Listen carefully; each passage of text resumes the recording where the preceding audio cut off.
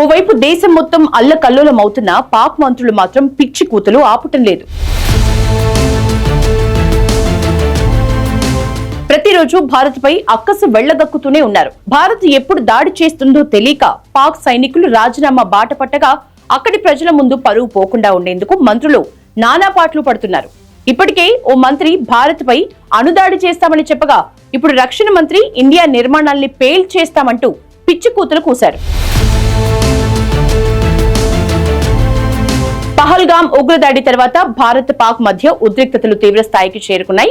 ఈ దాడి జరిగిన వెంటనే దాయాది దేశంపై భారత్ పలు ఆంక్షలు విధించింది. వీసాల రద్దు, సింధు నదీ జలాల ఒప్పందం వంటి ఆంక్షలు విధించింది. అంతేకాకుండా భారత్ గగనతలంలో పాక్ ఎయిర్ లైన్స్ ప్రయాణించకుండా నిషేధం విధించింది. అయితే సింధు జలాల నది ఒప్పందం రద్దు తర్వాత పాక్ తీవ్ర నీటి సంక్షోభంలో కూరుకుపోయింది. సింధు నది అయిన చీనాబ్ నది పూర్తిగా ఎండిపోయిన పరిస్థితి నెలకొంది. దీంతో పాక్ వ్యవసాయ రంగం ప్రమాదంలో పడింది. ఇంత జరిగినా కూడా పాకిస్తాన్ మాత్రం మేకపోతు గాంభీర్యాన్ని ప్రదర్శిస్తూనే ఉంది. తాజాగా పాక్ రక్షణ మంత్రి ఖ్వాజా ఆసిఫ్ పిచ్చి కూతులు కూశాడు. సింధు జలాల్ని మళ్లించేందుకు భారత్ ఏ నిర్మాణం చేపట్టినా పేల్ చేస్తామంటూ అవాకులు చవాకులు పేల్చారు. అంతకుముందు people's party chief Bilawal Bhutto Zardari కూడా ఇటువంటి వ్యాఖ్యలే చేశాడు. సింధు నదిలో నీరు పారకపోతే రక్తం పారుతుందంటూ ఆయన రెచ్చగొట్టే వ్యాఖ్యలు చేశారు.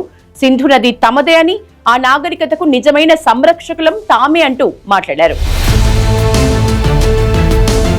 గతంలో యుద్ధాలు, తీవ్ర ఉద్రిక్త పరిస్థితులు తలెత్తినప్పుడు కూడా భారత్ ఈ ఒప్పందం నుంచి వైదొలగలేదు.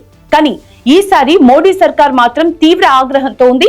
పాక్ ను అన్ని విధాలా ఒంటరిని చేసేందుకు భారత్ అన్ని వ్యూహాల్ని రచిస్తోంది. అటు అంతర్జాతీయంగా నిధులు రాకుండా పాక్ ను దెబ్బ కొట్టేలా వివిధ దేశాలతో సంప్రదింపులు జరుపుతోంది. మరోవైపు సరిహద్దుల వద్ద నేవీ, సైన్యం, వాయుసేన యుద్ధానికి సిద్ధంగా ఉంది.